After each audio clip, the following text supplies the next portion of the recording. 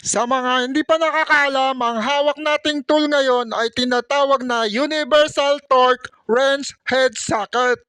Ang tool na ito ay sinasalpak sa ating mga barena.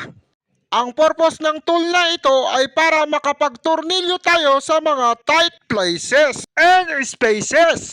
Madali lamang ito gamitin. Isasalpak lang natin yan sa barena gaya ng nasa video. At meron niyang small lever for maneuver para madali nating maitutok sa ating mga tornilyo at hindi ito magalaw. At ayan, meron tayo ditong kinalap na video para mas makita nyo kung paano ang tamang paggamit nito. Kung makikita nyo sa video, hindi kayang abutin ng ordinaryong screwdriver ang mga tornilyo sa masisikip na espasyo gaya ng nasa video. Kaya ang ating Universal Torque Wrench Head Socket ang bahala sa ganyang trabaho. Kapag meron tayong ganitong tool ay